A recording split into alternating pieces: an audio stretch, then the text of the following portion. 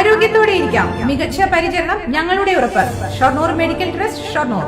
ഒറ്റപ്പാലം പാലപ്പുറത്ത് യുവാവിനെ കൊന്നു കുഴിച്ചുമൂടിയ സംഭവം നടന്ന് 3 വർഷം പിന്നിടുമ്പോൾ കേസിൽ അറസ്റ്റിലായ ശേഷം ജാമ്യത്തിലിറങ്ങി മുങ്ങിയ മുഖ്യപ്രതിയെ ഇനിയും കണ്ടെത്താനായില്ല. ഒറ്റപ്പാലം അഡീഷണൽ ജില്ലാ സെഷൻസ് കോടതിയിൽ വിചാരണ തുടങ്ങിയിരിക്കെ മുങ്ങിയ പാലപ്പുറം പാറക്കൽ മുഹമ്മദ് ഫിറോസ് ആണ് കാണാമറയത്ത്. ലക്കിടി മംഗലം കേളത്ത് ആഷിഖിനെ പാലപ്പുറം അഴീക്കിലപ്പറമ്പിലെ വളപ്പിൽ കൊന്നുകുഴിച്ചുമൂടിയ കേസിലെ 1-ാം പ്രതിയാണ് മുഹമ്മദ് ഫിറോസ്. സുഹൃത്തായിരുന്ന ആഷിഖിനെ പാലപ്പുറം അഴീക്കിലപ്പറമ്പിലെ വിജനമായ പ്രദേശത്ത് 2 മാസം മുമ്പ് കൊന്നുകുഴിച്ചുമൂടിയ വിവരം 2022 ഫെബ്രുവരി 15-നാണ് ഫിറോസ് പോലീസിനോട് വെളിപ്പെടുത്തിയത്.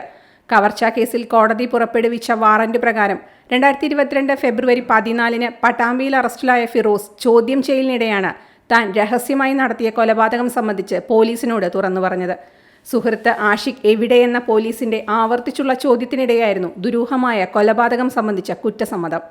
പിന്നീട് ഒറ്റപ്പാലം പോലീസ് നടത്തിയ പരിശോധനയിലാണ് അഴീക്കിലപ്പറമ്പിൽ തോടിന്റെ കരയിലെ വളപ്പിൽ നിന്ന് കുഴിച്ചുമൂടിയ നിലയിൽ ആഷിഖിന്റെ മൃതദേഹം കണ്ടെത്തിയത്.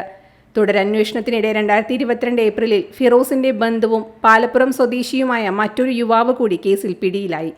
ജാമ്യം ലഭിച്ച് പുറത്തിറങ്ങിയ ഫിറോസ് വിചാരണ നടപടികൾ തുടങ്ങിയതിനു പിന്നാലെ തുടർച്ചയായി ഹാജരാകാതിരുന്നതിനെ തുടർന്ന് കോടതി വാറന്റ് പുറപ്പെടുവിച്ചിരുന്നെങ്കിലും കണ്ടെത്താനായില്ല. ഈസ്റ്റ് ഒറ്റപ്പാലത്തിന് സമീപത്തെ വളപ്പിൽ മദ്യപാനത്തിനിടെ ആഷിഖും ഫിറോസും തമ്മിലുണ്ടായ തർക്കം കത്തിക്കുത്തിലും കൊലപാതകത്തിലും കലാശിച്ചെന്നാണ് കേസ്. കൊല്ലപ്പെട്ട ആഷിഖിന്റെ മൃതദേഹം പിന്നീട് ഫിറോസ് സ്വന്തം പിക്കപ്പ് ഓട്ടോറിക്ഷയിൽ അഴീക്കിലപ്പറമ്പിന് സമീപത്തെ വളപ്പിലെത്തിച്ച ശേഷം കുഴിച്ചുമൂടിയെന്നായിരുന്നു കണ്ടെത്തൽ.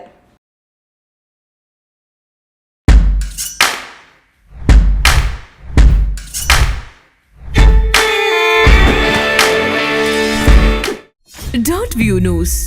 കാഴ്ചകളാണ് ലോകം. കണ്ടു തുടങ്ങുക.